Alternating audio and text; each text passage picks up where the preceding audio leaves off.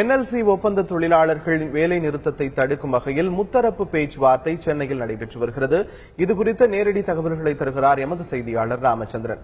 Ramachandran, NLC ஒப்பந்த தொழிலாளர்களின் கோரிக்கை என்ன? சென்னையில் பேச்சுவார்த்தை நடத்த வேண்டியதன் அவசியம் என்ன? ராமச்சந்திரன்,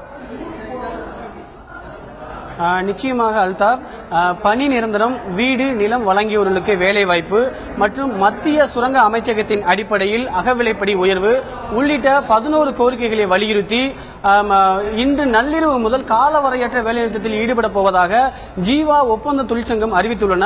இந்த வேலைநிறுத்தத்தை முடிவுக்கு கொண்டு வரும் வகையில் சென்னையில் முத்தரப்பு பேச்சுவார்த்தை தற்போது துவங்கியுள்ளது. சென்னை நுங்கம்பாக்கத்தில் உள்ள சாஸ்திரி பவனில் 5வது தளத்தில் இந்த பேச்சுவார்த்தை தற்போது நடைபெற்று வருகிறது. மத்திய தொழிலாளர் நலத்துறை ஆணையம் மற்றும் NLC நிர்வாகம், ஜீவா ஒப்பந்த தொழிற்சங்கம் ஆகிய 3 பேரும் இந்த பேச்சுவார்த்தையில் பங்கேற்றுள்ளார்கள். இந்த பேச்சுவார்த்தையானது சரியாக 11:15 மணிக்கு துவங்கி நடைபெற்று வருகிறது. ஏற்கனவே கடந்த 4வது மாதத்தில் 29ஆம் தேதி, அதேபோல 5வது மாதத்தில் 20 மற்றும் 27 ஆகிய 3 கட்டங்களாக முத்தரப்பு பேச்சுவார்த்தை நடைபெற்றது. அந்த பேச்சுவார்த்தையில் எந்த முன்னேற்றம் ஏற்படாத வகையில் பேச்சுவார்த்தையில் தோல்வியில் முடிந்துள்ளது. இன்று நடைபெறும் இந்த பேச்சுவார்த்தை மிக முக்கியமாக பார்க்கப்படுகிறது. இந்த பேச்சுவார்த்தையில் சுமூக தீர்வு எட்டப்படவில்லை என்றால் இன்று அவர்கள் ஏற்கனவே அறிவித்த இன்று நள்ளிரவு முதல் காலவரையற்ற வேலைநிறுத்தத்தை துவங்கும்.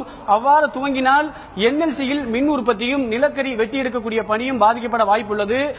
இந்த பேச்சுவார்த்தையில் மத்திய தொழிலாளர் நல ஆணையத்தின் உதவி ஆணையர் அண்ணாதுரை பங்கேற்றுள்ளார். அதேபோல ஜீவா ஒப்பந்த தொழிற்சங்கத்தின் சார்பாக பொதுச் செயலாளர் செல்வமணி, பொருளாளர் கல்யாண சுந்தரம் ஆகியோர்கள் பங்கேற்றுள்ளார்கள்.